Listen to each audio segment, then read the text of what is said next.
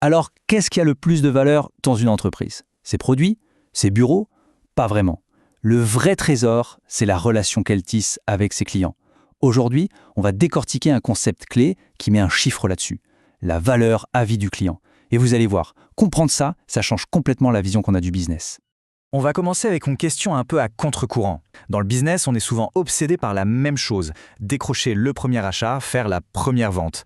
Mais et si cette obsession nous faisait passer à côté de l'essentiel? En fait, se concentrer uniquement sur cette première vente, c'est une erreur que font énormément d'entreprises. Et elle coûte très cher. C'est un peu comme juger un arbre sur sa toute première feuille, sans voir la forêt de profit qu'il pourrait générer avec le temps. On va donc s'attaquer à ce que j'appelle le mythe du premier achat. C'est cette idée, bien ancrée partout, que le sprint pour avoir un nouveau client est plus important que le marathon pour le garder. Parce que la réalité, la voilà. La vraie valeur d'un client, ce n'est pas ce qu'il dépense à l'instant T. Non, c'est la somme de tous les profits qu'il va générer au fil du temps. En gros, on passe d'une simple photo instantanée à un film complet. Et pour bien comprendre tout ça, il faut commencer par les fondations. La brique de base de tout calcul de rentabilité, la marge commerciale. Le principe est super simple. La marge commerciale, c'est ce qu'on gagne sur une vente, moins le coût du produit lui-même. C'est en quelque sorte l'oxygène de l'entreprise. C'est avec cette marge qu'elle peut payer ses frais, bien sûr, mais surtout qu'elle peut investir pour grandir, notamment pour acquérir et garder ses clients. Bon, une fois qu'on a bien ce concept de marge en tête, on peut assembler les pièces du puzzle. Et là, on découvre le tableau d'ensemble, la fameuse valeur à vie client, ou CLV, pour Customer Lifetime Value en anglais. La CLV, qu'est-ce que c'est? Eh bien, c'est tout simplement le total de toutes les marges nettes qu'un client va générer, de son premier jour jusqu'à son dernier. C'est ça, le vrai indicateur de la santé d'une relation commerciale sur le long terme. Prenons une image simple, un café. Pour le patron du café, la vraie valeur, ce n'est pas les 2 € de la tasse qu'on vient d'acheter. C'est le potentiel de tous les cafés et de tous les croissants que cette même personne achètera peut-être pendant des années. Chaque client n'est plus une transaction, mais un véritable investissement. Assez parlé de théorie, regardons maintenant comment cette vision change absolument tout, avec un exemple bien concret avec des chiffres. Vous allez voir, la différence est juste spectaculaire. Alors, imaginons un client qui rapporte une marge de 200 € chaque année.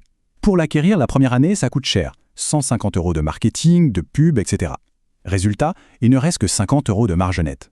Beaucoup d'entreprises s'arrêteraient à ce chiffre. Grosse erreur. Regardez les années suivantes. Le coût pour le garder, pour le fidéliser, eh bien, il tombe à seulement 20 €. Et là, visuellement, le contraste est frappant, n'est-ce pas? La petite marge de la première année est complètement écrasée par la rentabilité des années qui suivent. L'investissement de départ était nécessaire, mais c'est la fidélisation qui ouvre les vannes de la rentabilité. Et au bout de 5 ans, on fait le calcul. Quelle est la valeur totale de ce client? Ce n'est pas les 50 € de la première année, non, c'est 770 €. C'est presque 15 fois plus. Voilà toute la puissance de la CLV. Et voilà pourquoi s'arrêter à la première vente est une erreur stratégique monumentale. Ok, donc comment on fait pour maximiser cette valeur? Les chiffres, c'est bien, mais la clé, elle n'est pas dans la calculatrice, elle est dans l'humain. Pour construire de la valeur sur le long terme, il faut d'abord construire une relation. La stratégie, elle repose sur 3 piliers. D'abord, la personnalisation. On utilise ce qu'on sait du client pour lui parler à lui et pas à la masse. Deuxièmement, la présence. On garde le contact, on lui montre qu'on est là. Et enfin, le plus puissant de tous, la communauté. On transforme des clients en membres, on crée un vrai sentiment d'appartenance, qui va bien au-delà du produit. Et au-delà de la stratégie d'entreprise, il faut savoir que cette façon de penser a un impact direct sur une carrière. Maîtriser ce concept de CLV, c'est se donner un avantage énorme sur le marché du travail. En fait, ça définit 2 profils. D'un côté, on a le vendeur-chasseur qui ne pense qu'à la transaction immédiate, et de l'autre, on a le bâtisseur de valeur qui, lui, cultive la relation pour une croissance qui dure. Inutile de préciser que les entreprises d'aujourd'hui, elles ne cherchent plus des chasseurs, elles cherchent des architectes. Quand on comprend la CLV, on montre qu'on a une vision qui dépasse la petite vente du jour. On montre qu'on pense à la santé de l'entreprise sur le long terme. Et ça, c'est la différence entre être un simple exécutant et un vrai stratège. La question finale est donc toute simple.